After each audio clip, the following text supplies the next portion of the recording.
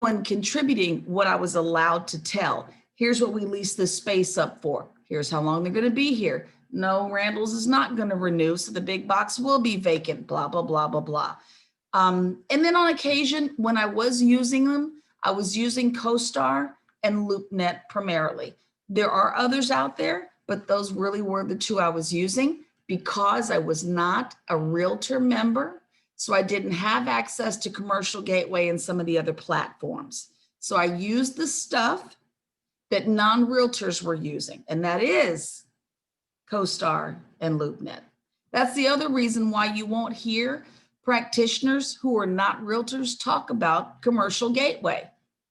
They're not members. That's kind of how all that flows. So that was the answer to your question. Well, I forgot who asked it, but there it is. All right, so let's look back up here because it's going to be time for another breakout session. As soon as someone tells me, what is this snack called? Does anyone know what that is? It's just so pretty to me. If anybody knows what that is, I'd still love to culturally understand what that snack is. Catalyst. Okay, so in the text, maybe around page 18, Catalyst is mentioned. And what it says on its website, and this is not what's in the book, this is on the website, for more than 18 years, it's grown to serve as a primary source of commercial info in over 50 markets across North America. It's trusted by more than 70 realtor associations. Catalyst helps power Commercial Gateway. So this is part of the realtor family. Let's take a look at this a little more deeply. So two of the platforms that Catalyst hosts are Commercial Exchange. Some of us just call it ComGate, and the other one Commercial Gateway, that's ComGate, and then Commercial Exchange. Again, platforms powered by Catalyst. And so I want to take a look. I believe this is where I'm going to depart and show you a little bit about Commercial Gateway. Now, this is not in your book, but if you want to see what's in Commercial Gateway, I had the Houston Association Commercial Division put this together for us, just to glance at a few features in case you wondered what was in there. So again, none of this is in your book. Take pictures if you'd like, and then be sure to ask your respective association if they have it, and talk to someone in your commercial division about how do you use it. Here we go. So some of the features, you can find Texas listings across lots of markets, and they do offer information from other public-facing websites, meaning they do pull data from other sources. If it's available to the public, then this is where Commercial Gateway is going to grab its information from. Information can be localized through Commercial Gateway as well. Hey, by the way, that's an exam question right here. I know it's not part of what we're doing now, but it's going to come up later. Right there. The West Texas Commercial Information Exchange, that's going to come up a little later. And the South Texas Commercial Association of Realtors comes up too, but I'll purple highlight it later for you. Anyway, so it's got some public search and member-only features. Public search features, open for public searching. There are some nice interactive mapping tools, and they do work with Google Maps for easy navigation. So this is a screenshot of what some of these listings might look like and how they might appear to you on screen. Some of the members only features is that you can get custom alerts for new listings that hit the market. You can get some off-market properties with tax data, and you can export some listings and property data into an Excel spreadsheet. So if you need the data, you can move it over to your systems pretty quickly. Some of the pro tools that are in Commercial Gateway. Reports in seconds, not hours. And I have seen them put these together. They were pretty impressive. So you can get you some 3D graphics, printable and PDF formats. The radii that you can use 1, 3, and 5 mile radius calculations available. You've got drive time maps. You've got FEMA flood maps in there, and you can send those over to your clients and take your hands off that wheel. You can identify some environmental risks if compliance reports are available. That might be a really big help. You start to see that flag early. How about we don't even consider that property at all? Then we've got the gurgle. Did you hear me gurgle? Google, we're going to Google Earth at your fingertips. So you can create these Google Earth files that will include the national retailers and interactive mapping. You all have seen these. I used to do these the hard way. I'd go screenshot the Google map and then go get the logos and literally cut and paste them painstakingly. So this is one of the features. You can display parcel boundaries on top of this aerial image. You can get your street level maps, so you can do a virtual property tour, so to speak, and look at some potential locations using the retail site selector tool. Marketing tools. What do we do to market ourselves in the thing? Profile agents. This is what you look like. System automatically builds a public-facing profile page that will feature your active listings and contact information. I'm not going to call out any names, but we do know some platforms that will put up the name of just about any agent next to your listing. You've seen this, right? It'll put up other people's names next to your stuff. Well, it'll put your name next to your stuff and put some of your listings out there for folks to see, especially if you have multiple stuff. So clients are directed to your listings that share your company logo. Take a look here. Ann Vickery's information, her logo is right there on all of her listings. So we know this is her. From here, you can also click the property flyer. So there's some convenience for members of the public when they do see this out there in the world, or for you when you're searching. Mish, are you still in RPR? This is Commercial Gateway. Commercial Gateway, okay. All Commercial Gateway. This is what you can get through the Houston Association of Realtors. And then you all need to check with your respective boards like MetroTex and other groups just to see. And Matthew, we do cover all of the other groups too, by the way. But yes, there's a lot of nice features in there. And then of course, there's listing traffic reports and some lead tracking available. So you get you some data about, who's looking at your stuff and where it's coming from through Catalyst, commercial exchanges, Commercial Gateway. Where am I getting all my traffic from? And look at there. You're going to need that. Who's been digging around looking at my stuff? Those are all potential leads for you. So you get that listing of traffic that's come by your offering. And this is saying that it's going to show you, take a look at the fourth bullet, not only realtor contacts, but public ones too. Public meaning probably agents from Tarantino and Simon Properties and all these other groups, Trammell Crow, that aren't necessarily realtor members. So they're considered public. Lots of good stuff in there. And it's considerably less expensive. So there's Commercial Exchange. Now this is a little different than Commercial Gateway. Your listings are automatically populated to Commercial Exchange if you put them on Commercial Gateway. It's gonna go ahead and put that up there at no additional fee to you. And this is a national portal. You get some national exposure. If you want more information, you'll need to go to Commercial Gateway or comgate.com to get some info, or contact the commercial division of your respective board. So you'll call MetroTex and ask them for whomever manages the commercial side. Now, let me say this. You may not have a commercial division in your association because it's not what your neck of the woods does. Because of how we've been functioning through COVID, you may be able to get access to this through another board, but start with yours. And then looking in the chat, Candace, I need to swing back to which slides, my friend? Which ones would you like me to put back up? Oh, let me see. It was Okay, right before the logo, with all the logos on it. Okay, those two, that one and the one before that one. I was All right. right. You got it? That one and the one right before it. Not that we heard the snapshot and everything. All Oh yeah, 'cause my microphone is on. I have to hear. right. So, because I Awesome. had to put it in my notes, I printed it out and put it in my little makeshift book.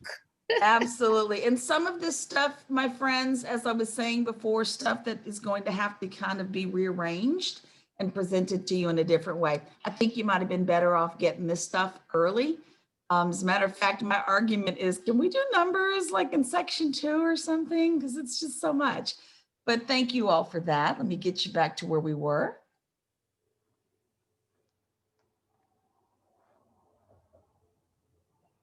We were about right Thank here. you.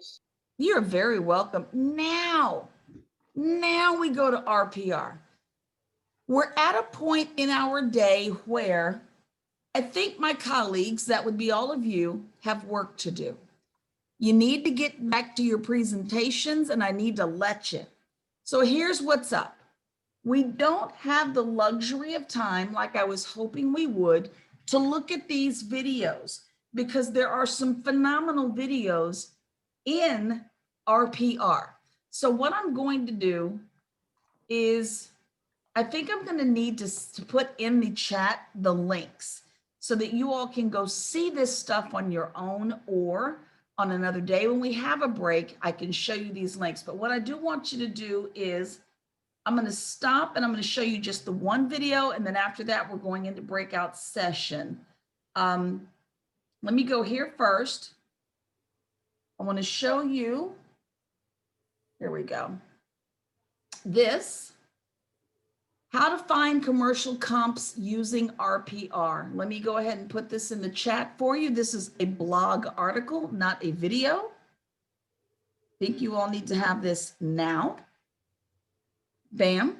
So if you go through, this is a step-by-step on using RPR to pull any comps that might be available. Like Chandra said, this is a non-disclosure state. Not everything's available, but it will take you step-by-step on how to go through to get whatever is available. So that link in the chat is there for you, so you can get straight to this blog and see it. Now let me show you just the one video. Let me just click it.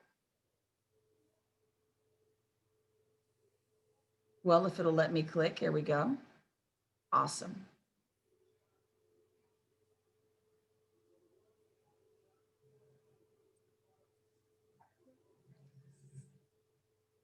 Market conditions and reports. If you haven't already downloaded the RPR app, do so now by visiting the App Store or Play Store on your smartphone or tablet. To begin, tap the RPR app icon on your phone and log in using your RPR credentials. If you already have RPR Mobile and prefer the commercial preference, go to your user settings once logged into the app and select commercial. The homepage is made up of 3 sections: recent activity around you, market conditions, and search inputs for properties, schools, and more. Let's start by using our current location. Immediately, we arrive at the map showing our location with surrounding on and off market data, as well as recently sold and distressed properties. If you tap on the More icon on the lower right of the screen, you can access map options such as traffic counts, drive times, custom drawn areas, parcel boundaries, and more. We'll show parcel boundaries, but note to see all public records properties, you still need to redo the search in this area. Just pinch and zoom to the street level and select Redo Search. Notice gray pins appear. Click on any pin for additional information on that property. Select the property you want to view in detail. Tap the More button to create a report, save the property, add notes, or call the agent. Or tap the property to access the property details page. Here you can see all photos for the property. Change from a 4x picture view to a single picture by tapping this icon, or hold the phone in landscape view to see the photos full screen. Scroll down to see the property status, list price, and physical characteristics. Tap on the magnifying glass with the $ sign to perform an investment analysis using Valuate. If the property is for sale, the app will feature the listing's agent contact information and remarks, along with showing instructions. Just tap Call Agent to start your call. Scroll down to see the location details of the property. For directions from your current location, tap Directions to access your device's mapping function. Select Traffic to view traffic counts in the area. Tap Properties for Sale or Lease to show listing and sales activity around the subject property.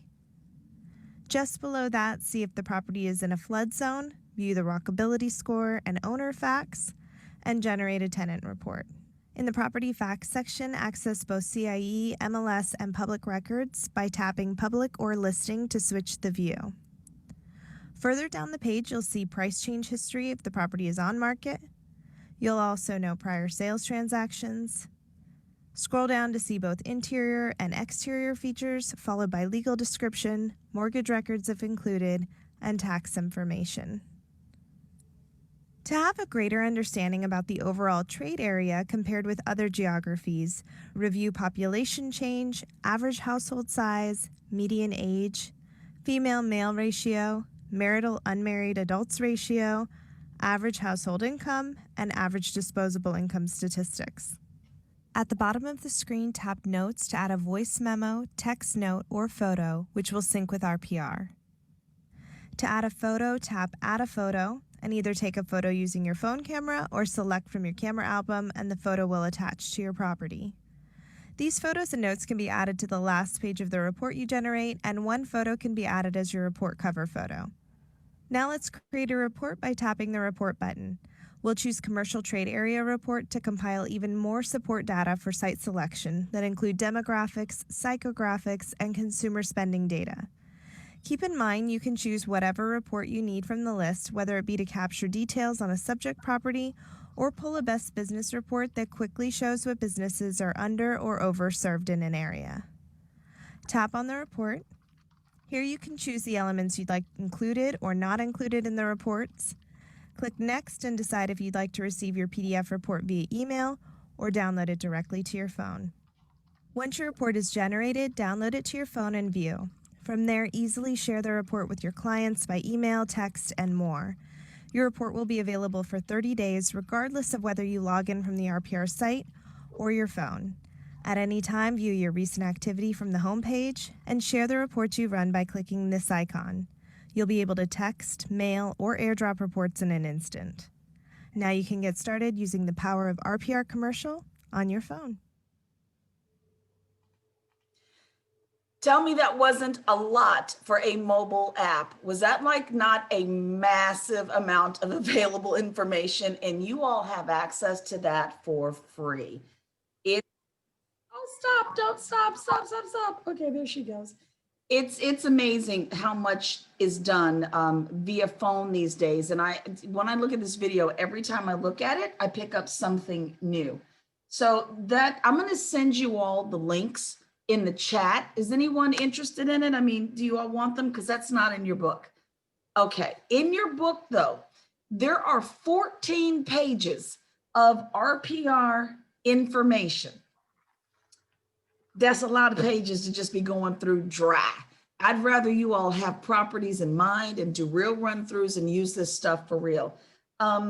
Benjamin, if you email me, then I will email you, okay? So if it's easier for you guys for me to email you all those links, is it easier? Okay, send me an email. Give me a moment, you know, it takes me a day or two to get myself together and I will happily send you over those links.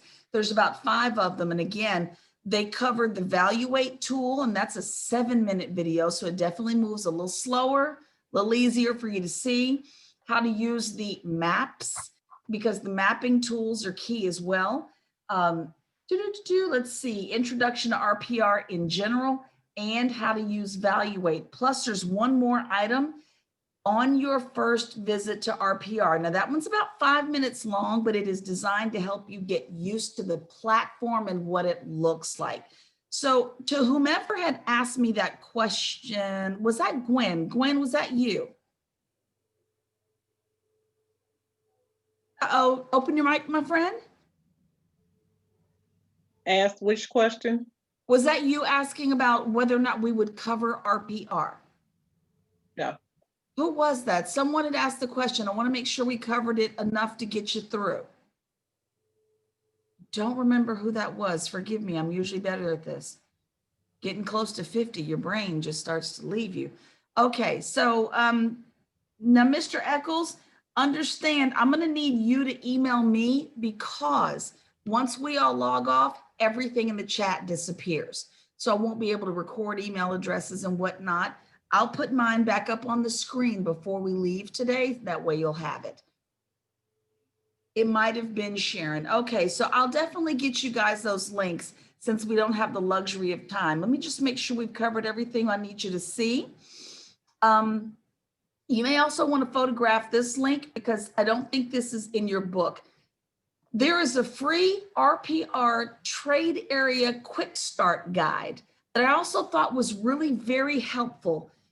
This is the first page of 2 pages. And then I had to break it down and just give you the top half and the bottom half. But what it does is it shows you what a trade area report would look like. And then by number it tells you what you are looking at when you see the report. So this is not in your book. I just thought it was really helpful. And then here's part 2 of that same report. There is customer service available. The number is right here at the bottom of the screen. So as with any good platform, you can get some help if you need it. Now, instead of snackaging, we are not at snack time. This is breakout time. This is when you guys go back in session so you can get back to your group project since it was requested. Sharon, were you the one that was asking about RPR? It was not you. Well, then I think we've all lost our minds. All right, so let's get back into breakout groups. And you are free to roam at break time at 2:45. I do pop in and out of the rooms to check on you. So please, it's the honor system. Don't disappear. Let me go ahead and put you in your sessions. Breakout rooms and go. Accept your invitations, please.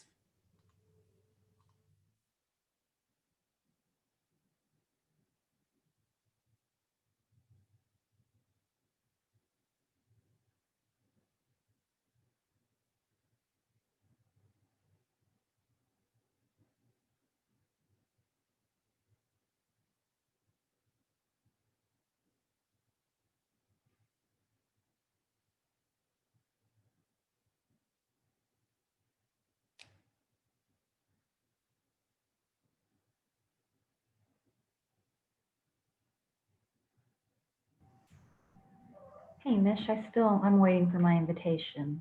It's Hey, Rebecca. you know what? The rooms seem to have been altered a little bit. I'm looking now. Let me make I knew this would happen for some reason. Breakout groups, hold on for a second. Let me move everyone around. 20 goes to, I'm glad I wrote this down. 1.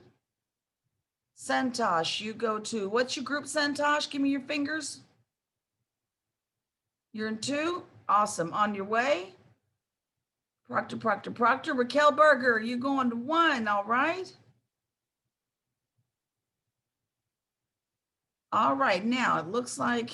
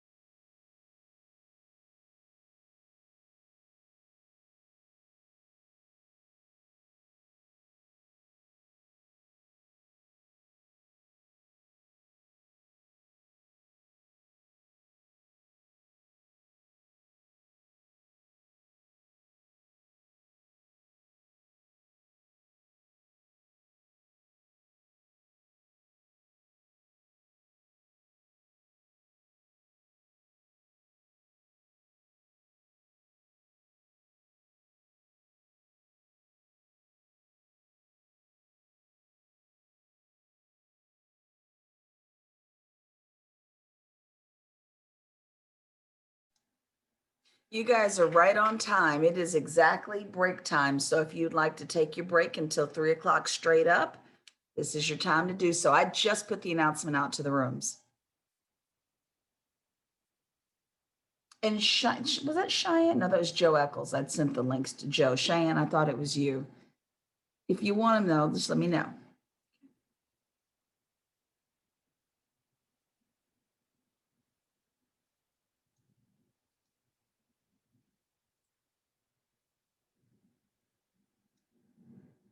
You are free to take your break, Santosh. It is now technically break time. If you all used your 15 minutes, we're now on break, my friend.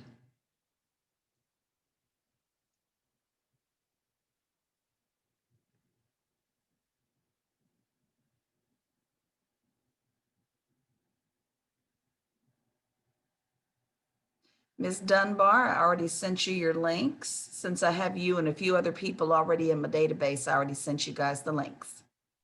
Thank you so much. I appreciate it. You are so welcome. Let me let you get back to it. Look like you're about to handle some business.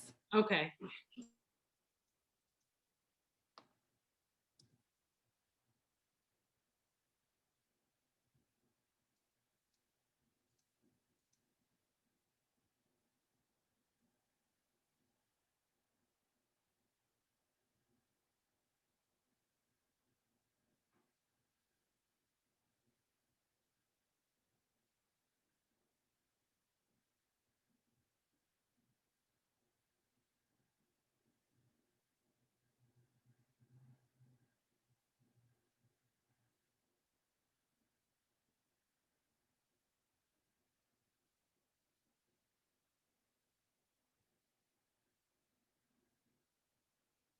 Hey, Vicky, I haven't heard from you all day. How's my buddy Vicky doing?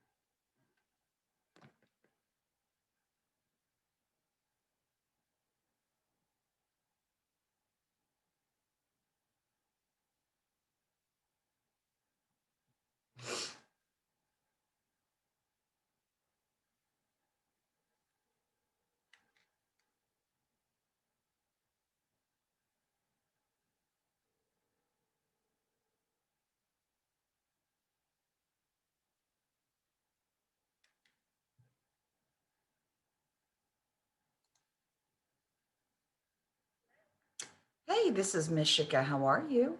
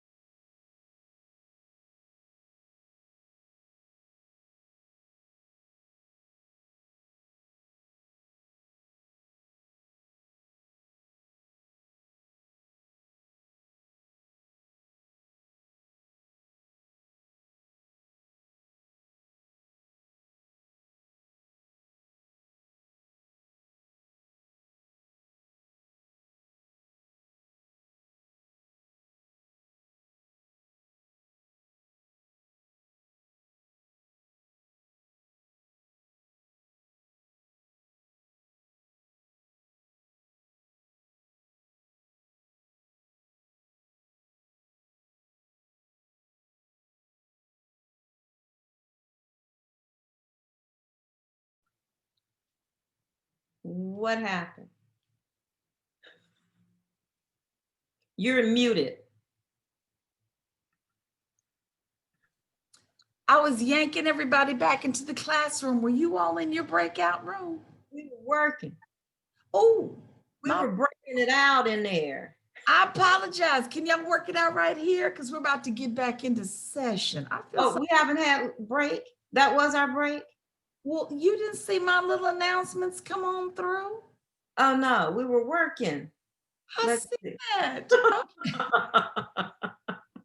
we were trying to figure this thing out. We are novice. We have not, we're still, and I left. Bless. I'm loving it. This is the kind of stuff I need to know about. You're getting into this. It's like you just Soon as you make headway, you're pulled away. It's funny. On that reading on the lease, it's $4 a square foot plus triple net. Is that how we're supposed to interpret it? Okay, can I just say this? I have found that people put things on listings that make this much sense. And sometimes you may actually need to make a call and ask them, what do you mean, sugar? You know how I feel about colloquialisms, but seriously, sometimes they are written confusing. So ask them, what's the base and what's the triple net? You know what I mean? Hey, Just- Mish, Mish. So on page 280, is it? Is it in the book? Yeah, Is it in the book or the list? And I thought, the book. Well, The we don't have a book that number. we were, our scenario that we're working on, it says $4 a square foot. There's their budget, then it says triple net. It doesn't say including triple net. It normally we would take that as Plus. $4 a square foot plus triple net if that were listed.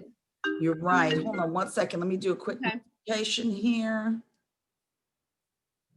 Okay, can I just say that in my market, $4 a square foot is quite normal for certain areas like Midtown. You know what I'm saying? The Rice Village, Rice University area. That translates into $48 a square foot per year. So I'm going to let you make a choice. Do you want to interpret that as square foot plus triple net, or do you want to leave that as base rent only? Because in my market, and I don't know where you're shopping, that actually works as purely a base net number plus some triple nets. And for the sake of whatever it is you're doing, maybe you assume that the $4 triple net meant that's all I have to spend. So whatever you find is in combination, the two numbers, your base rent and your triple nets can be no higher than $4 a square foot. But to your point, the text does need to be specific. So however you like to interpret it, you can. Okay, so if we interpreted it the other way, we can run with it on this Yeah. one. Okay. You can. I'm game for that because there's too much that can go wrong here. There's too much that's been unaccounted for. So just be sure to let us know that when you read the text, you saw this and you chose to read it a certain way. And we'll go from there. Because yeah, in my market, $4 a square foot is the base only. It doesn't even cover a triple net. I know, right? But if it's Ridiculous. covered triple net, it's called gross or modified gross. It won't list the triple net. It could be, but I've seen all kinds of stuff, Matthew, written Oh, yeah. wrong, unclear, even in listings from our professional colleagues, written just like that. And that's why I want to go ahead and leave it for, Angela and them to decide how they want to decipher that based on whatever market they're working out of. I agree with you. It should say gross or base or something. But lately, I've seen too many people just say $4 triple net. Yeah, $4 triple net. They leave the triple net because it's a variable. Mm-hmm. They leave the loophole there for the landlord. They Right. don't want to give it the fixed number. They don't want to give you nothing. Exactly. They don't want to share. They want to be still. Yeah, that's right. They do. So again, you guys tell us how you want to look at that based on your market. I will give you that one. Okay. And then maybe we do need to set the book up so that it's real specific, At least we find something. Yeah. Telling you. Yeah. Okay, so who didn't get to take a break because y'all were still working so diligently? Look at that. I can't be mad at the people. Y'all are, I love y'all. I have been talking about y'all ever since, anyway, let me quit. Listen, you've deserved it. Let me go ahead. I'm going to put the recording on pause because we've recorded silence for a good 15 minutes. I'm going to put the recording of this class on pause. All right, resuming the recording of the class. And there are some people giving me some really good feedback in the chat room. And I don't mind sharing with you all, we did discuss the need for bigger, heftier breakout sessions, longer ones. The difficulty is, will people stay in the rooms? You all have proved that you will. And that's an interesting notation because we know that some people will bounce out of a room, go get some work done. And we're trying to figure out, you need bigger chunks of time or more frequent pieces of time. I'm seeing a request for bigger spans of time. What do you all think you might do better with? More frequent? Oh, I'm sorry. I Go think, ahead. I think maybe if we were timed to come out and then take a break, because once you What? get to your breakout room, you just forget about time. Well, but you were. I gave you a time that said you go in and at, was it 2:45? You begin your break and come back out at 3. You got to take us out. I watched. Oh, my bad. Okay. Didn't you say that we was gonna work on this over we can work on it over the weekend too? You can, but I did not want to impose upon anybody because this literally is less than 48 hours of notice. It would have been up to your group to make that call, but you could if you wanted to. And not every group gets that benefit. Remember, some of these days are back to back to back to back. So it changes every single time we offer the class. Next time I do this class, they'll be doing Thursday, Friday, full week gap, and then Thursday and Friday. So it's not the same. And that's why I really want to just catch the 20, 30-minute blocks are good. Okay. Joe is saying definitely more time. And let me just say this. When we talked, this was me and my superiors, we discussed the fact that the ideal situation was 2 hours, classroom time, break up, do your thing, make a presentation. That's ideal. We're just not there. And we also had to acknowledge that there will always be someone who doesn't participate at the level of everybody else. And that person who might abuse the freedom is the one we were concerned about. So with all that said, now I'm beginning to wonder, are we punishing those of you who will participate, stay in your breakout rooms, get the work done? For the 1 or 2 people, we're trying to make sure don't misuse the time. Does that make sense, y'all? So let me at least take the feedback back to my superiors so we can really retool this because we're still doing Zoom all through 2021. So with that said, we'll still do another breakout today before we leave because y'all, we're almost done. We're in the last hour of any material that we're going to cover. Y'all know how I like to do the final hour. That's just course review. And at that point, we're out of here. So let's go ahead and do our last hour of instruction. I will make it a quick one so you all can get back together. So let's see how fast we can go without leaving anyone behind. And if anybody knows what this is on this little slider above the egg, is that a date? I find food pictures that intrigue me and I see meat and an egg and some stuff and I don't know what that is right there. I think it's a date. Is it a date? Interesting. Okay. Couldn't be any different than raisins and chicken salad. So there we go.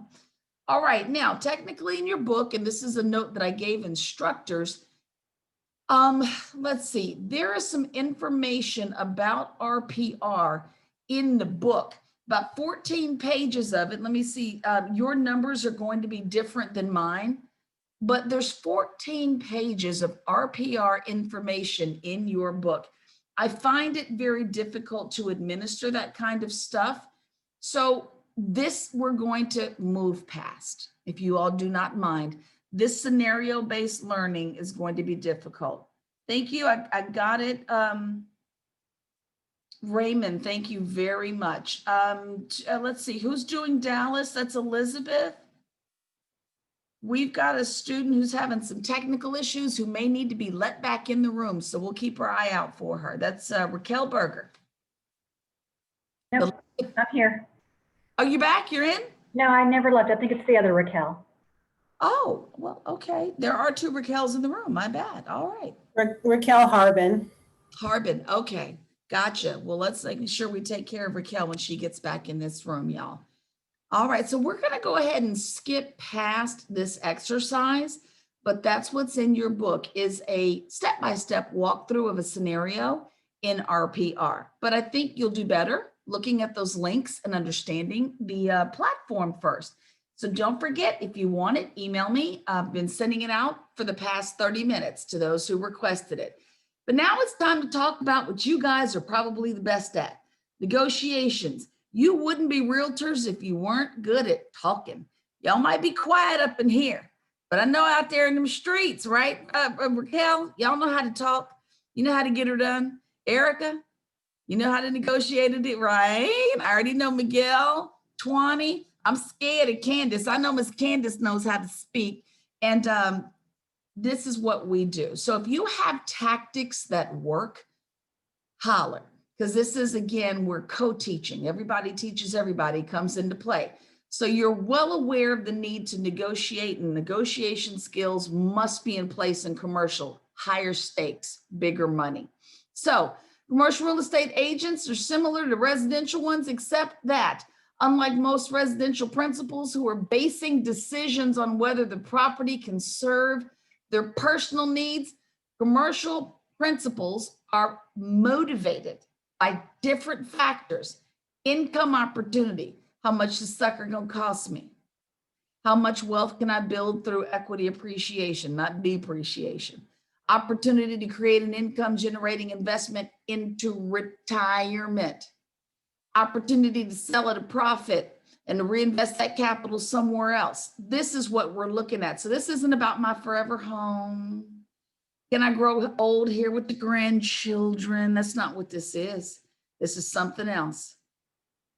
So strategy becomes key. So throughout this last little section here, we're going to look at basic negotiation practices and some considerations when you're going through negotiations. You all, I don't think we all need to even have discussion about this. Negotiation is hands down an art form, right, Benjamin? It is an art. If you're good at it, you're good at it. And if you're not, find someone who can teach it to you. You have got to learn how to put on a game face and definitely learn the art of negotiation. Your goal is to win, but if you're even better, your goal is to win and not have someone feeling like they got spanked when they walk away from the other side of the table with you. Everybody should be feeling good when they walk away. That makes people want to do business with you, and that's your goal here. So strategy, one of the first lessons learned by effective negotiators is find out what both sides want. Can't tell me that ain't true. I need to know what motivates you. And let me tell you when you all do this. You all do this in residential all the time. Why are they selling? And the first thing you ask, getting divorced, you're relocating, what happened? Job loss? You always want to know what's motivating the other side. That's going to drive what your client does or does not do. So to the best of your ability, try to find out what's key on both sides of the table, regardless of the side you're sitting on. Does anyone have any experience with finding out what goes on the other side of the table in commercial? And I know some of you do. Benjamin, come on through and share, my friend.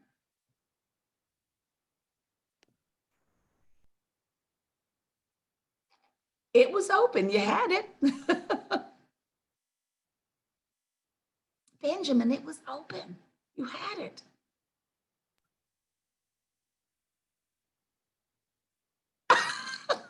He's having mic issues, it looks like. Okay, it was open. And Angela, I think you also had a contribution while Benjamin's working over there. Did you have one? No? The question was, are there things that you do to determine what might be motivating the other side to either buy or sell when an agent doesn't want to share data with you? Are there things that you can look at, information that you can glean from what might be motivating someone? And I'll put something out that's very easy to do. It's called a drive-by. Is that sucker going vacant because of COVID and someone needs to jump ship and get the heck out of here now? You never know. I am always surprised by the places that are doing well, even in this environment. That lets me know, oh, no wonder we can't negotiate the price down. They're full up. This is the last place left in the building.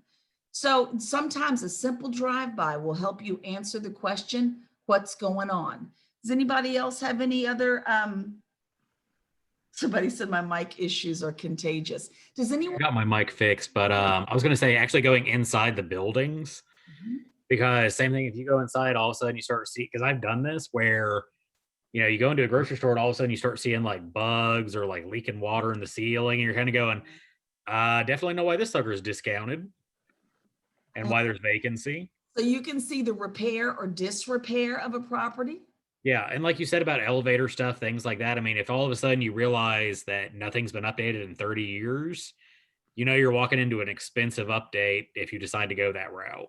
Exactly. And maybe the neighborhood's doing great, but the building not so much. So if I do purchase it like on our pro formas and put a little money behind it, maybe I can improve it and attract some tenants. There's a whole bunch that goes on. And then Angela, I thought maybe you would have mentioned that you do go looking at mortgage information. Some folks might be looking up default information, you know, finding out what's going on with loans and whatnot. That's kind of where I thought you might head. And most important in Austin, I'm looking up, going to the city and looking at permits and violations and anything like that, learning the hard way. It's crazy. Okay. And then I think Chandra, you were coming through. I'm a self-admitted stalker. I get online, I Google you, I find out who the owners are, I find their Facebooks, I find whatever LinkedIn, I look for lawsuits they were part of because the PDFs get uploaded. Like I stalk to another level. I'm so trying not to just scream laughing. Oh my God. First of all, I have a friend in the room who shall remain nameless, who is also a fellow stalkeress. So I'll just put that out there. She is a fellow stalker as well, but I don't think I have ever heard someone apply that into the commercial. Especially if I'm looking for owners, because I have a lot of clients that say, I want this property and it's under an LLC, and you got to dig and dig and dig to find who owns it, you know, who to contact. So that's where it started. And then it's also, you find all this other information. I couldn't figure out why this one guy wouldn't sell. And I found that he has 70 or 80 patents on lawn equipment. Like I'm just trying to find things to get my foot in the door of what maybe I can bring up lawn equipment and this guy will talk to me. So yeah, you can find all sorts of weird stuff. Interesting. And you know what, to her point, even though it's a little further in our conversation, when you do go looking people up on social media, without bringing it up in here, you can find out political affiliations so that you can either have a joint conversation or avoid certain conversations, right? Because people are very outspoken on their social media. Do they have kids or are they single? You go to my page, you're gonna be hard pressed to find a small person, but you will see dogs all day long. So you'll know I'm a dog lover, right? So with all that said, excellent point, Chandra, just sometimes just in negotiation, you'd be amazed how much people give up in their social media. Does anyone else do anything to help? Matthew, you got that look. Matthew's face. He always has something good to say. No? Yes, I totally agree with what Chandra said. So for me, sometimes we're helping the clients either invest on the project properties or do some investments. I definitely look at everything from the sector, the state, or the website that I shared, you know, figure out when they establish business, everything. Yeah, look through. And he mentioned the Secretary of State's office for those business filings as well, which is also an excellent place to go because we're looking for liens. We're looking for a lot of information. What might be out there that might tell the tale? So, so basically I have a room full of stalkers. Got it. All right, so let's keep going. Y'all are hilarious. And the website I just shared with, yes, you can log. It's a free one. You can see. It's very simple. Once you know someone or business name, you just type in a pop out everything, a tax ID, their address, who's the manager of the company, everything. I love it. I'll get that down in the chat because once we leave the room, it's going to be gone. Yeah, I will put there. Open Corp. I'm even writing it down because again, remember my wheelhouse is on the property management side, not acquisitions. So thank you, Matthew. Open, and is it corporates with an S on the end? Okay. Opencorporates.com. You got to thank Matthew because he is definitely heavy on investing, whereas I'm managing the investment. Wonderful. So, is that me? All right, so moving on. So we're still on strategy. You should recognize that both parties will have already determined what we want by the time we walk away. And we all do that. We go in knowing what we want. I mean, you want to break that down, you do that in the grocery store. You go in, you have a budget. This is what I need to purchase, and you move on from there. It's the same thing. You go into negotiations knowing what the goal is. Effective agents are going to do their best to understand what the outcome is supposed to be, not only for their client, but for the other side too. Then you start to discuss strategy, and strategy is key. Now pay attention to that. There you go. Exam question and answer. The other party's prior investment behavior, if you can determine it, can also be key in figuring out what they might do during your negotiations. Now, not going to say that that's the easiest thing to determine, but what you might be looking for is they do short-term holds, they do long-term holds. They tend to purchase clusters of property. Oh no, they only tend to buy industrial. There may be patterns that might be apparent by going to this company's website and looking at what they have, what's in the portfolio. You never know. So understanding their prior behavior might be helpful. Strategy is get her done. But if negotiations reach an impasse, which means we're not passing go, we're stuck, what alternative positions is the client willing to accept to get the deal done? Let me just tell you, there is nothing worse in the world. And I need a testimony. Someone please pass around the offering basket. There's nothing worse than getting ready for your $35,000, $45,000, $50,000 commission, only to find out that the deal is about to blow up in your face because we've reached an impasse and we can't pass go. Has anyone felt that pain of a deal that got stuck? Chandra, please share how painful that is. Yeah, it's basically all the fire alarms go off and your phone blows up and you get anxiety and you don't sleep and you get some more gray hairs and you wonder why you chose this job profession. And your blood pressure goes up. Don't forget you need to get. Oh yeah. Yes. Guys, there's nothing worse than not being able to get through a negotiation. So the goal should always be, let's get through it. The hard part will be the conversation you have to have with your client that says, I know you drew a hard line in the sand that this is what we're doing, but they've also drawn a hard line in the sand. So either we're done or we negotiate. And I'm that person that says, look, I'm not going back and forth for 4 and 5 weeks. So either one of us compromises or we call it a day.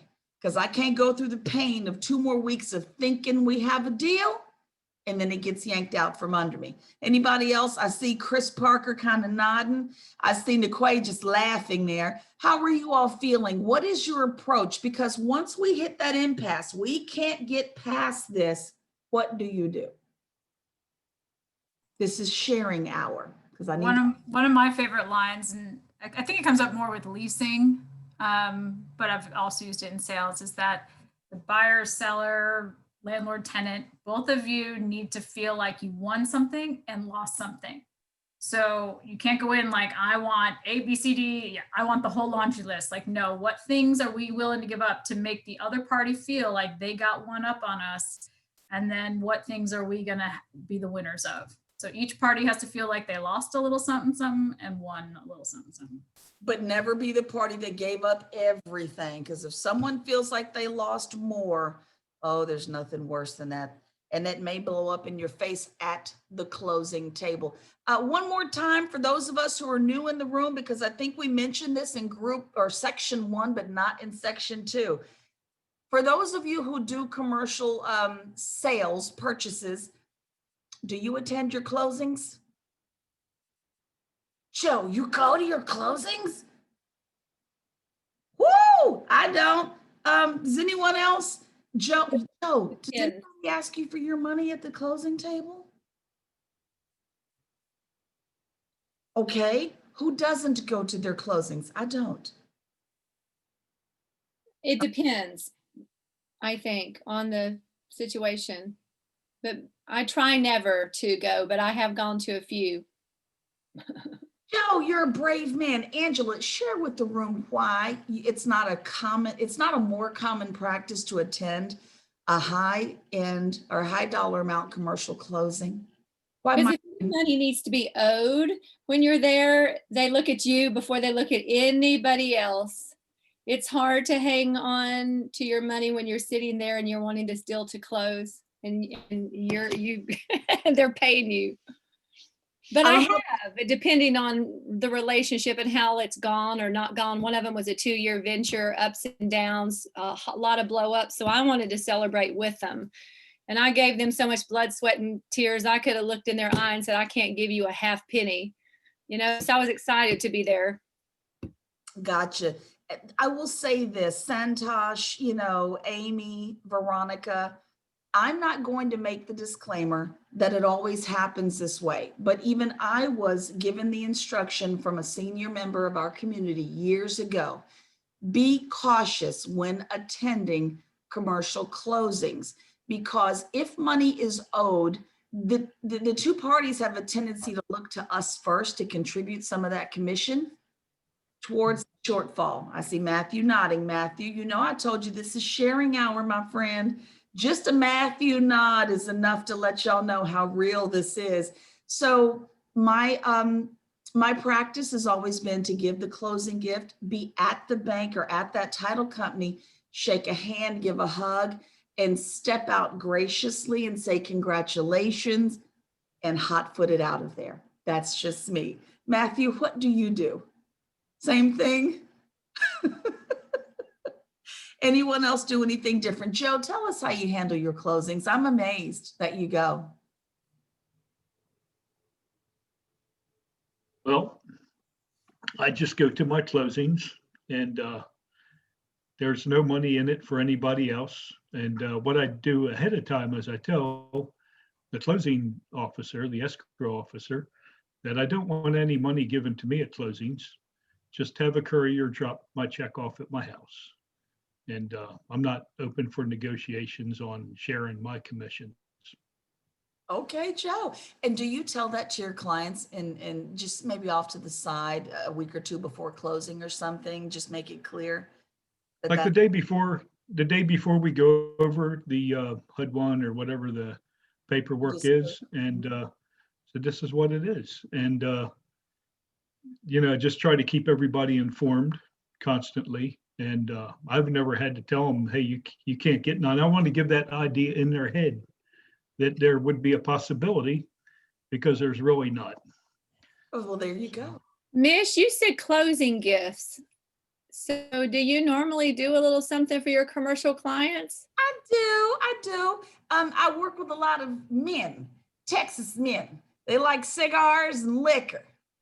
So my clients tend to have a cigar that they like. And remember, I used to be a cigar smoker, so you just have to say the word and I get you something nice. But some of them like liquor, certain whiskeys and whatnot. And that's a tricky one because someone asked me for some Balvenie 100 year. Yeah, you know how much a bottle of Balvenie 100 year costs? That's well outside the $50 limit. You understand what I'm saying? So yeah, I had to find other ways to give closing gifts, but I do. And it's usually if I have ladies in the room, they tend to say a nice meal will work. Cause I just ask them straight up, what would you like? It's not a housewarming gift. You know what I'm saying? So I might send them to Perry's Steakhouse with a gift card or something easy. But yeah, I do actually, I offer a gift. That's my way of diverting attention off the fact that I'm about to leave, or you get to looking at me for a piece of my money. You see how it works? Let me divert your attention to these lovely Cubans I have brought you. Bye. And I'm out of there. So yes, I do. Anybody have any closing gift ideas? Matthew, stick them in the chat. Yeah, I agree with you on the Perry's gift card. That's a standard for me because you just tell them, hey, it's been a long road. Go enjoy a nice, relaxing dinner and celebrate.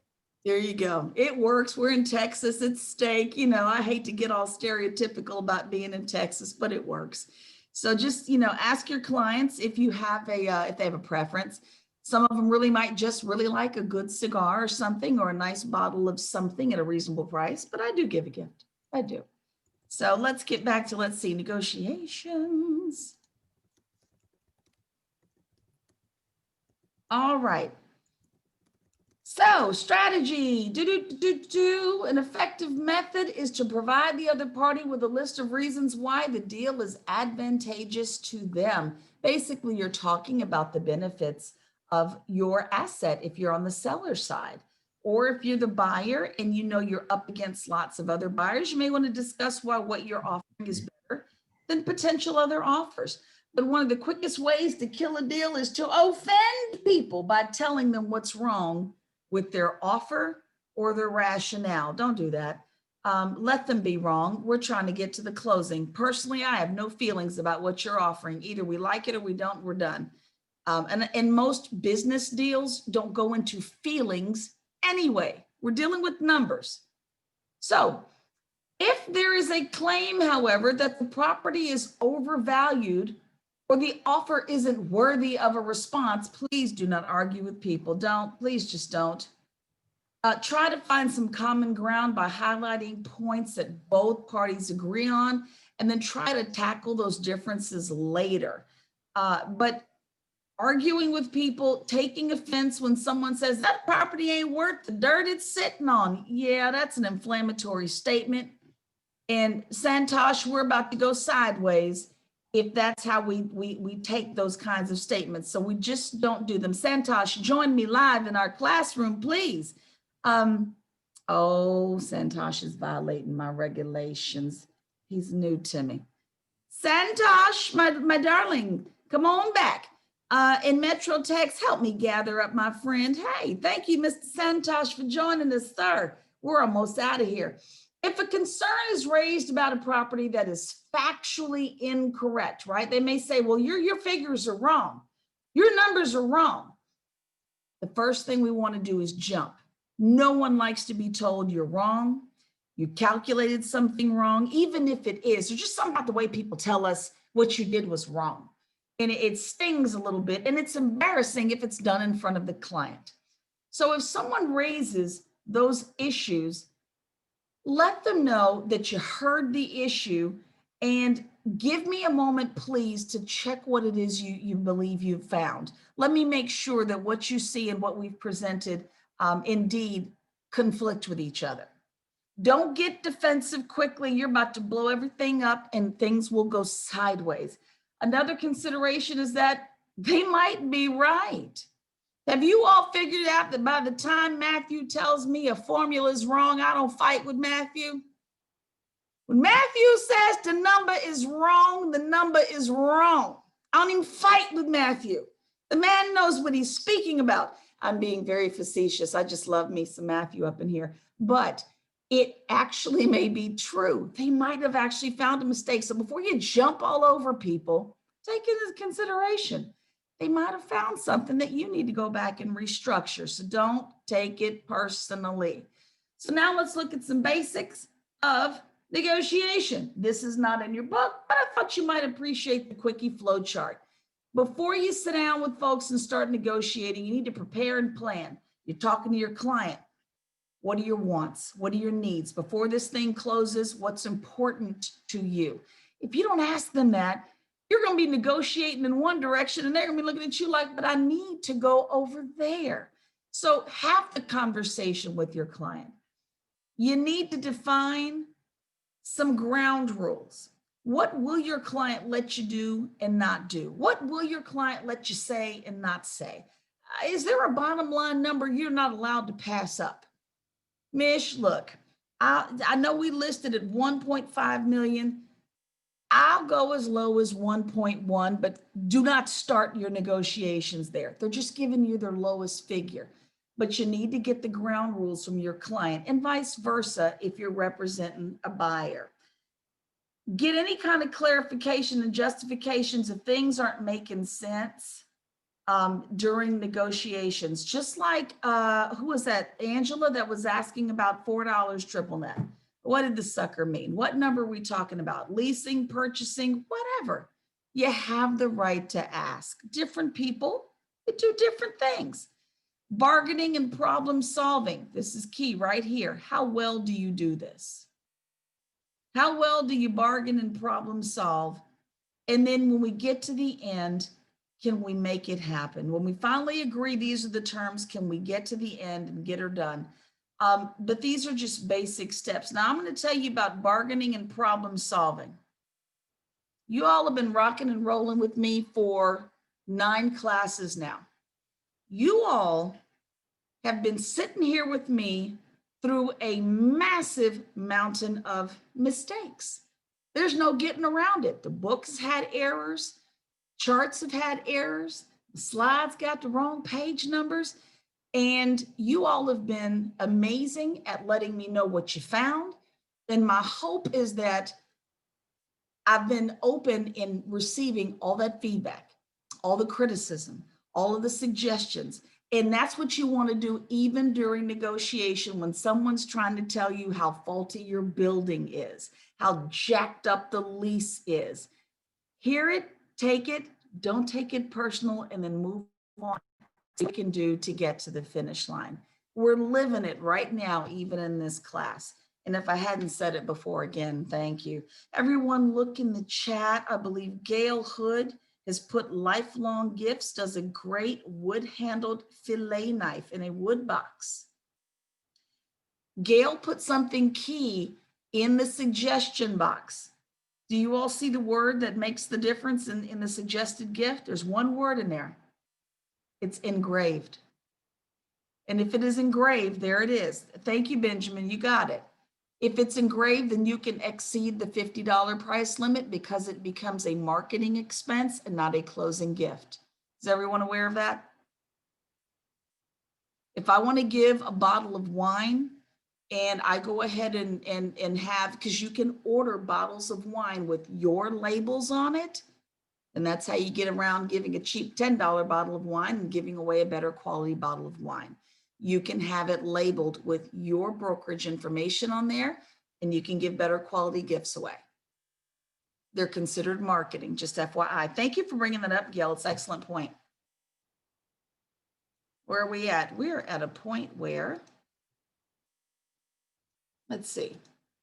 Other things that are not in your book, I just want you to see this because I think Chandra was kind of, she brought this up. I win some, you win some, I lose some, you lose some, right, Chandra? This is kind of where you were. The idea is that no one should be in any of all of these boxes. Even the collaborate, while it's a great place to be, and it's a great place to be, it's just not practical. It's not always ideal. It's not a win-win all the time. If everyone feels like I gave up a little something, but I got something too, that's a real good place for everyone to be. So this is a chart that kind of describes our wants and needs are on this side. Their wants and needs are on this side. If we avoid certain things, then I lose and you lose. So we both can't be avoiding things. But on my side of the table, if I'm competing with you, then I win and you lose, right? But on their side of the table, if they accommodate me, then I win and they lose because they're being accommodating. And again, while collaboration is ideal and it's a great place to be, not everybody gets to win-win all the time. Compromise tends to be what works out best. And that's that box right there in the middle. Chandra, thanks for bringing it up. I'm gonna recruit you to teach this class in the future. And then here's another chart that I thought was helpful. Negotiation techniques, things to avoid. Revealing your final position too early. I'm coaching members of my own brokerage. We know that our client is willing to do a 5-year lease. She almost turned in an LOI starting at 5 years. No, ma'am. How many years do we put on the LOI first? 3. Thank you. Won't do that. We can get that rate down. Sure, I'll go ahead and lengthen it out for 2 years. I didn't want to, but I will if you just go and knock that down or give us some more free rent. You never put it all out in the beginning. Don't make big concessions first. That needs to be one of the last things you do. Don't assume you know what people want unless you know for sure. Don't make any assumptions. And when it comes time to listen, let me tell y'all something. We're realtors. We specialize in talking. It's what we do. But sometimes being quiet is even better. Has anybody recognized, especially if you have children, the longer you let them go, the more they tell? I see parents all over the place smiling. The longer you let them just, they start telling it. So, couple other slides and we are on break, and then we're on to review and y'all are out of here. So let me get you a couple more images just to consider. Don't you love how people will tell it? Negotiation observations. I believe this one's not in your book. I don't think it is. Yeah, it's not. Just ask. You'd be amazed at what some sellers are going to tell you about their motivations. Sometimes just asking, you'd be shocked.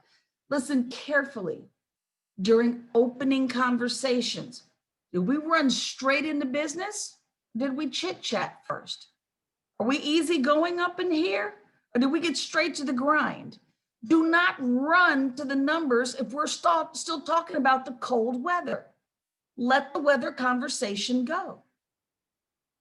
That also might mean someone's a little nervous and they don't know what else to talk about. You never know. Read people. Check the obvious prior to the meeting. Matthew, Chandra, Angela, Benjamin, they all shared with you. Go look up some information. And I am a big one on this one right here. Body language for in-person meetings. I have some friends in this room, and I'm going to ask you to go ahead and out yourselves, because I spend time on the phone with my friends and they yell at me because I hear everything. Gonna tell it, you're already laughing. I don't even care if I can't see you.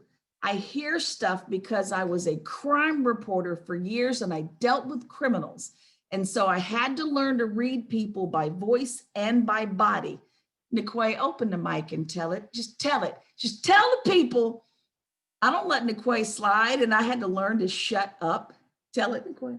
Yes, so it doesn't matter what I'm doing. She always has something to say about my background. And sometimes when I talk to her, I try to easy move, like just move something a little light. She's like, what's that? I'm like, oh my gosh, you hear everything. So and I diagnose it properly. Is that the can opener? Yes, yes. You know, I do listen. I pay attention to everything going on around me. I saw Benjamin get some sugar from the baby earlier. I just didn't say anything. You know, I see more stuff than I let on, and I use that information when I need it. You know what I'm saying? And not to be funny, but like, I can look at Benjamin, and I've been watching him for days. I know Benjamin will knock your block off if you mess with his family. The man's in love with that baby. Y'all ain't noticed we gotten sugar every single day we've been together. Benjamin gets a kiss break every day, and I love it. You know, but I don't let stuff go. So when I meet with people in person, are you looking at me or are you looking past me? You know what I'm saying? Are you always checking your watch? Or is that an Apple Watch and it's your email, not the clock you're looking at? Because if I feel like you're rushed for time, there's all kinds of stuff. Do people have a tendency to reach out and touch you when they're talking to you? Touch means something. It means they're comfortable with you. You ever notice that sometimes people will, you'd be like, you're awful feely. I just met you. Why are you feeling up on? You know, but they'll touch your arm sometimes at a meeting when we used to do that. You remember face-to-face meetings, y'all, long ago when we used to meet together? Yeah. But when you're at a table and sometimes people will touch you, that means they're comfortable with you. But when people meet, see how Cheyenne leaning back in that chair? If we were meeting in person, now, first of all, Cheyenne, I don't take that personal because you've been in that position since day one. So that's how Cheyenne chills and pays attention. But if we started with Cheyenne right here in the camera, and somewhere during the meeting, I toss out a number and Cheyenne pulls one of these, he's mentally checked out. He's done. I said something wrong. I mentioned a number he didn't like or a term that turned him off. You got to watch people. That's my specialty, is watching people. So again, all of that is a part of negotiation. I think we're at a point where I want you all to take your final break. We only had 2 slides to go, so we'll do those when you come back, and come back 5 minutes after the hour. We're going to do exam review, and I'm gonna leave the room open and put you all in your breakout groups until 5 o'clock so you can stay together at will. Fair enough? Awesome. Take your break. See you back here at 5. 5 minutes after, excuse me.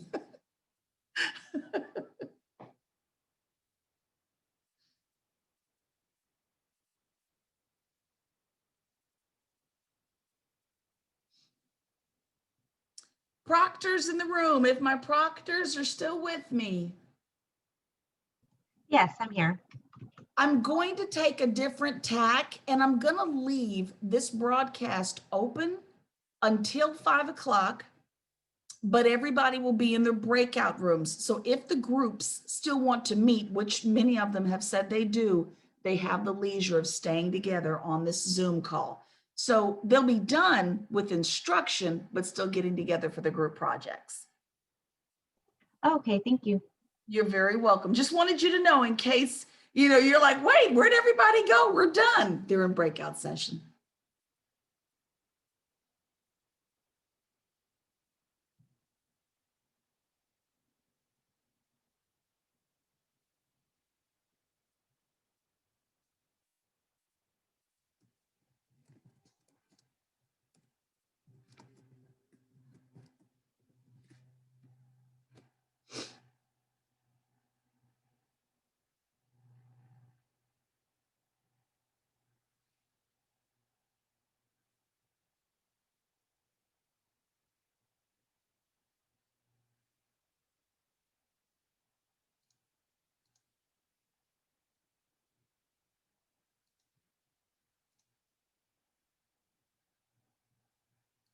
It is getting cold up in here.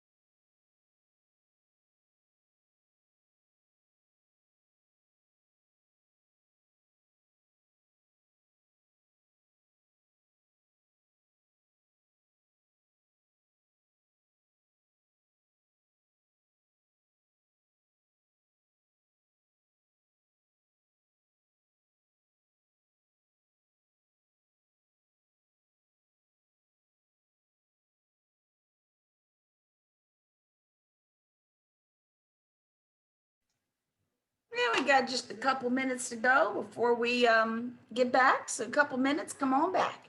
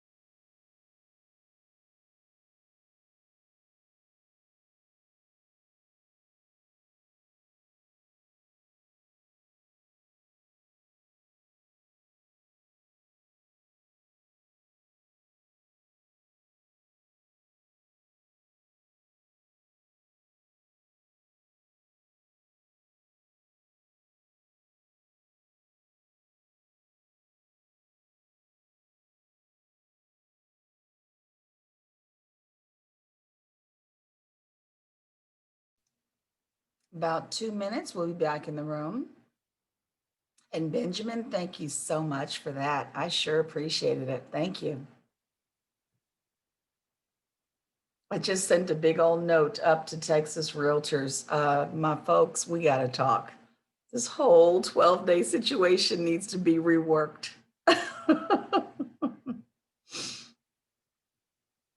Uh-oh.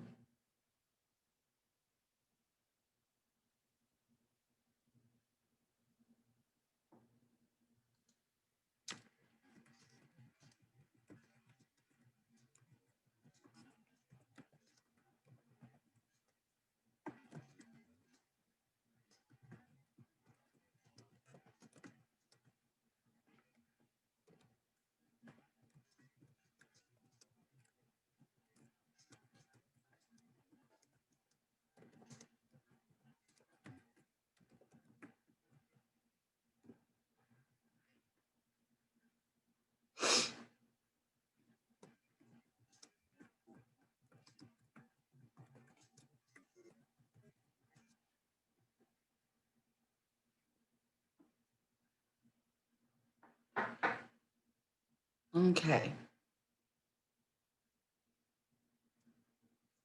Get ready to come on back, wrap up your phone calls. This is it.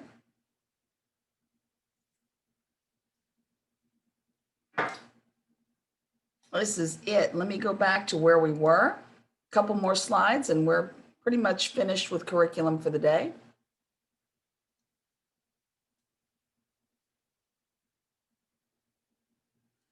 Okay, so interestingly enough, I managed to find a picture of people meeting face to face with masks on. As crazy as it's going to sound, you're going to need to talk to your clients to find out who they are. Are we mask wearers? Are we not? You're going to need to find out if the other party is a mask wearing party or not. How do we feel about sitting 5 feet apart, 6 feet apart, or right across from each other? Different folks feel different ways. And while I do not want to have a politically based conversation in this classroom, I will say this. Some people believe the total opposite of what you believe about wearing or not wearing a mask. Do not cram your beliefs down anyone's throat. A deal is not worth losing behind this, okay? You wear yours. If they don't want to wear theirs, then perhaps you separate a little further. But an argument, because I'm wearing mine, that's just my preference, but an argument about it is my point, is not worth it. So just find out how the parties feel and compromise if you don't agree on, you know, mask versus no mask. And I'll be honest and very transparent. I do not hold any health insurance as an independent contractor. Personally, I have an autoimmune deficiency. I don't have a thyroid, which means if any one of you sneezes around me, I have pneumonia. So I don't like to be around folks with basic colds, never mind other things. So my preference is to not necessarily meet with folks right now without a face covering on, but that's just me. And that's why. So find out what's important to everyone if you do a face-to-face meeting. And you may need to talk to your friends about where to go. Perry's Steakhouse, ironically, has some of the biggest booths in the bar area I've ever seen in my life. Massive. Is it Chandra? Do you go to Perry's? Santosh, do you also go to Perry's? I saw a hand go up. There, do you go, Chandra? Yeah, actually, I just went on Sunday for my birthday dinner, and they put my husband and I in a booth that could easily fit 6 people, and there's blockades up between the booths. I mean, you are very far away from other people. Massive amount of space. And you're right, you could have easily put the Brady Bunch in the booth, but they'll just put the 2 of you in there. So again, if you need a nice place to go, you want to maintain a standard of dining, et cetera. It's interesting how well that particular restaurant has set up for a nice business lunch. The other in Houston, don't know what other restaurants do. You may need to call first and inquire. Is it's a seafood restaurant. Truluck. Is it Truluck or Truluck? I don't know how you pronounce it, but I found that their practices were amazing for those of you who are careful about masks and gloves. Because the minute you walk in the door, everyone's masked up. I saw no one smile. I saw no one frown. But they're so serious in there that when I handed my menu back to my waitress, she goes, "Oh, no, that's not my job right now. There will be one person whose job it is to pick up menus. They'll be by in a minute." One person.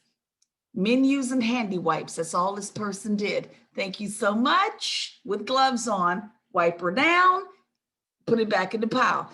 They had it down in there. They were also so cognizant of the potential spread of germs that when a mask would come off your face and you had the audacity to set that down on that table, the waitress would say, "Oh, no. Would you please put your mask in that paper bag next to you on the table? Don't need to put your mask on our good tablecloth." You understand what I'm saying? They were so serious up in the Trulucks. And I didn't see the paper bag because it was white. It was very nice and classy. It matched the tablecloth. So I said, "Ooh, please forgive all of me." Slid my little mask in my paper bag and went on with my dining experience. But some places are ready for it. If you find that you're meeting with people for whom this is a serious matter, and I need to make sure that it's safe. So there's some places you can go, had to share it. I'm still tickled pink about the paper bag. My germs, I can't sit on a tablecloth, you know. Yeah. Anybody got any recommendations? Put them in the chat, by the way, if you do. And in the last couple of slides, strategy. This one should have been in purple, but this is a test question, I believe. Maintain an even composure, regardless of what people are saying. Try to keep your emotions, even if they're enthusiasm, in check. In other words, don't show your hand. I don't know who's a poker player or a bid whist player or a domino player in the room. Don't show your hand. Keep all that in check. Put your best poker face on. You want to be kind, but you also don't want to just give it all away by getting too excited, even with your facial expressions first. Just keep an even composure. This is also related to your exam.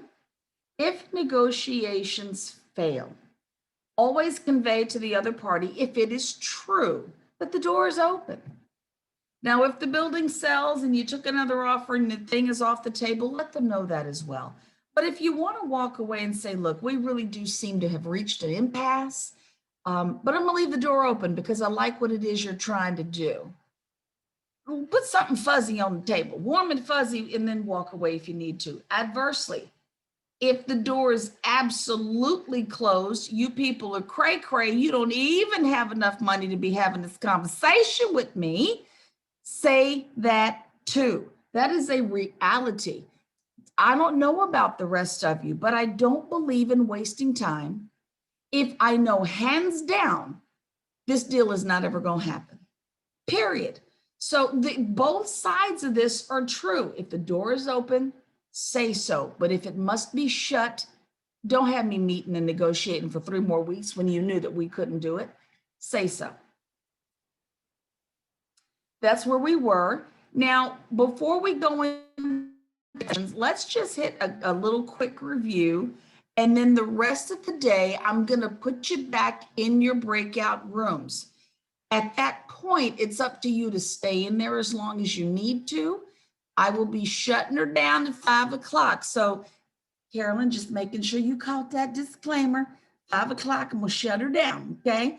And the broadcast will be ended because that's all the time we reserve this for.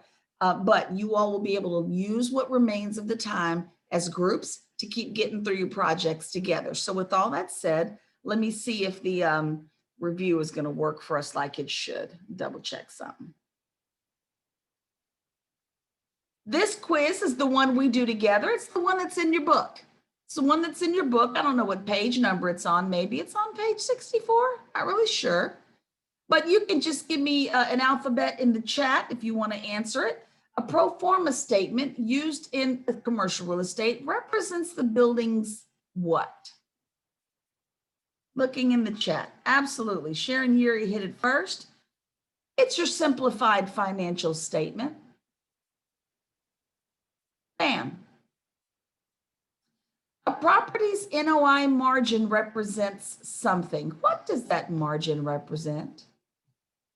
Looking in the chat. Thank you. It's on page 68, by the way, in your books. Thank you. The efficiency of properties' cash flows. Absolutely. You guys are, I swear you don't need review. You're ready. Which of the following are effective negotiation strategies? Should we leave the door open?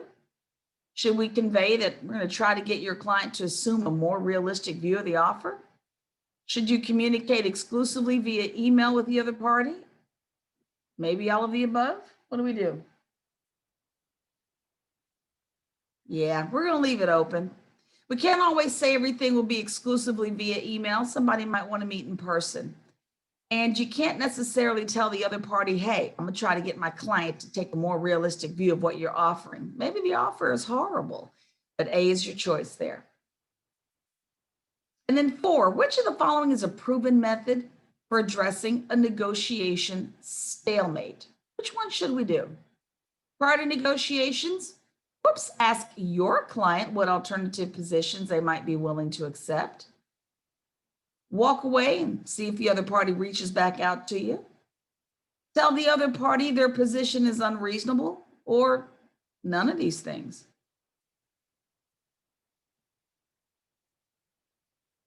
Boink, it's A. Before negotiations even start, you need to find out what your client will and won't do. They've got a bottom line. You just need to know where it is. That's all. So now, hopefully our technology works again today. Hopefully it does. If it doesn't, then we'll just verbally go through it. But let's do our thing again. If you don't mind pulling up a text message and sending a text to the phone number 22333. In the body of the text, don't forget, you'll type in Mishika Gill 560. And don't forget that letter I, G-U-I-L-L.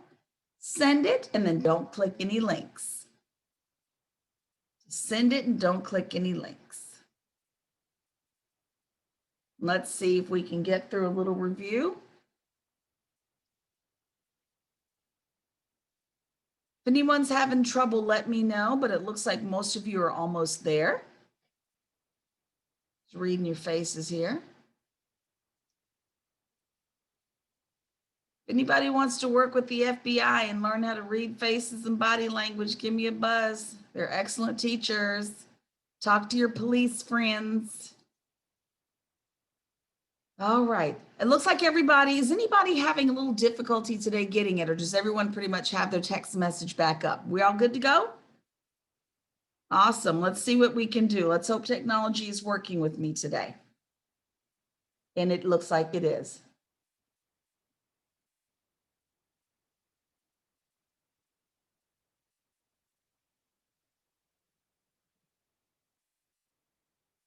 The base rental income should change when this changes.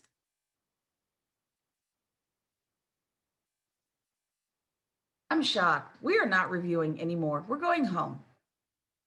You guys have been doing amazing, amazing stuff. Here we go. Do you remember your formula here? The investor put in 163 in cash. Distributions were at 192.5. What's the multiple?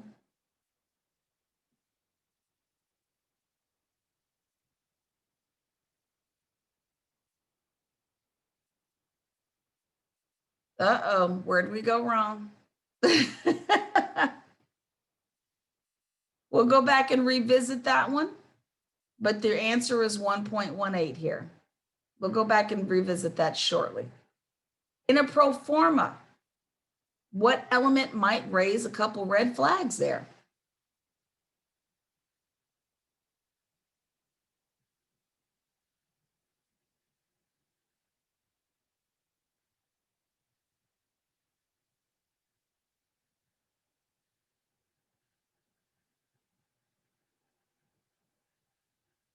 Let's see if it locks you guys out, looking for maximum number of answers.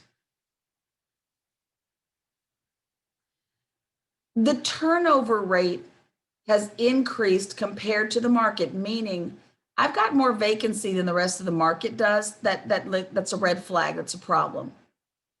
Reserves for broker commissions has increased, means we're leasing out more spaces. That turns out to be a good thing. Rental rates have increased. That's always a good thing. That is certainly not a red flag. And then, of course, all of the above does not work.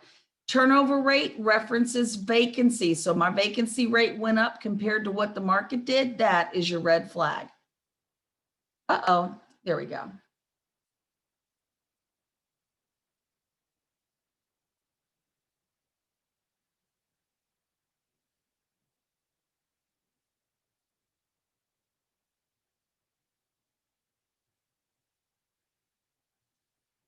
Hands down, the higher the number, the better the equity multiple is. So we're getting back, what is it, $2.68 on the dollar more.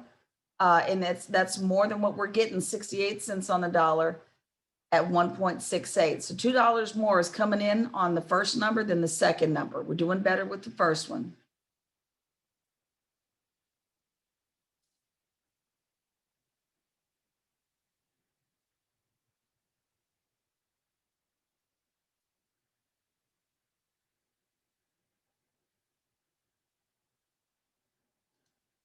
Hands down, absolutely. We need to know everyone's interests so we can go into negotiations well prepared.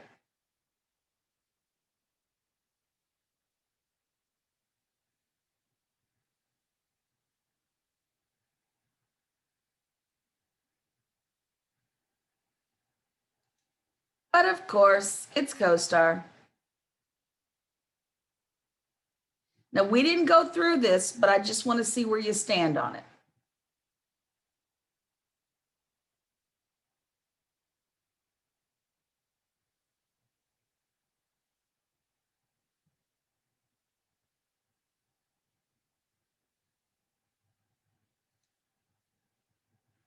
All of them are popular depending on what part of the business you're in.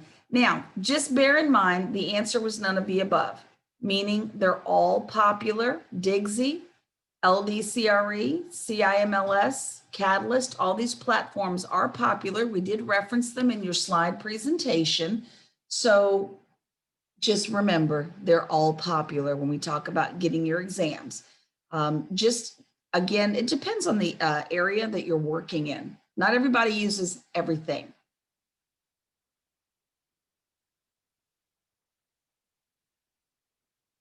We already saw this in the book example, but it is in your exam, so let's just cover it again just to be sure.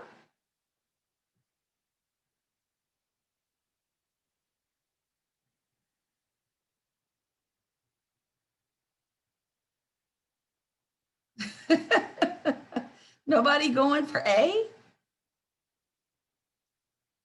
It is B and C. It's kind of like a financial statement that's just simplified, and it is a glimpse of potential future performance because we're going to make assumptions like I'm putting in $250,000 in improvement, so I expect rents to go up. So it is a glimpse of potential future performance.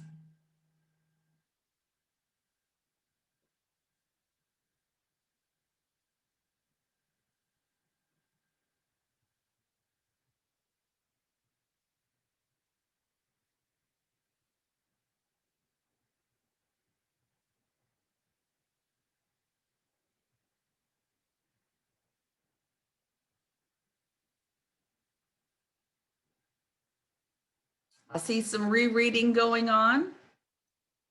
And the truth is, your investor client's going to tell you what's important. It does hold different weight with different people. So while you can say it might be true that a higher internal rate of return carries more weight with investors, well, maybe some, but not all. So our better answer was A, that the different weighting will differ among investors. Come on, there we go.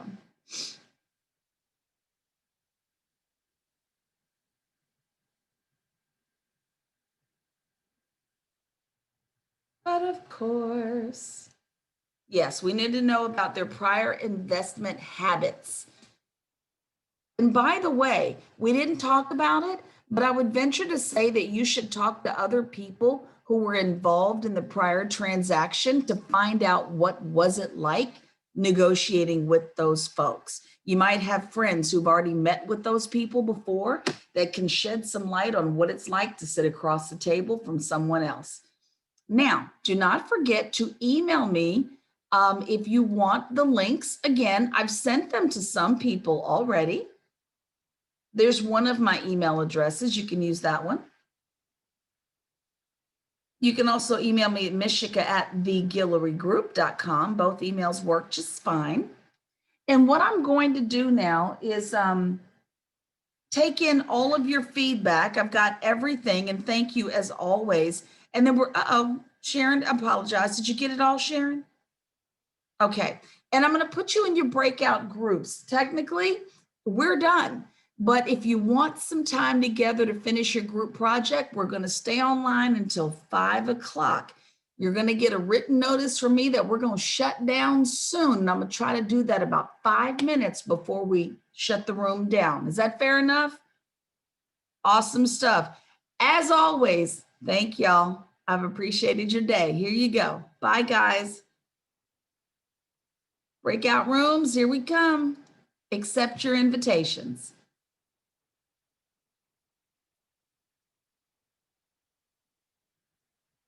I think I need to assign Raquel Harbin. Raquel was in room. Raquel, you were in group 2. Let me get you there, my friend. And let's see, Raquel's on her way. Who else needs to be joined somewhere? All right. To all my proctors, technically, we're done. And I'm going to hang out till 5.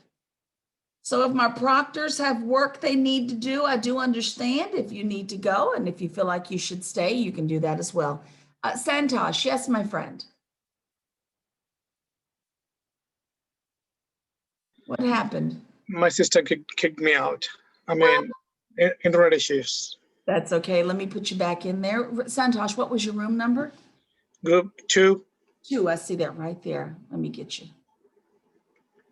Sign, group 2. All right. And then Arbor. Hey, Vicky, my friend. Hey, my friend. Again, you guys are, if you feel like you got to scooch, understood. But I'm going to hang out. See you in the morning.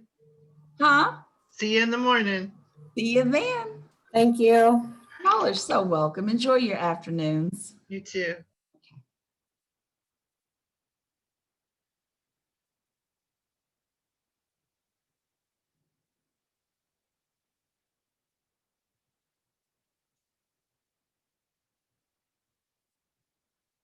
And for whomever may be watching the recording, I'm going to put this on pause because all you'll be looking at is me and the lovely Elizabeth Marshall on screen. So for whomever might be watching this recording as a makeup class, this is where we call it a day so folks can get together in their groups.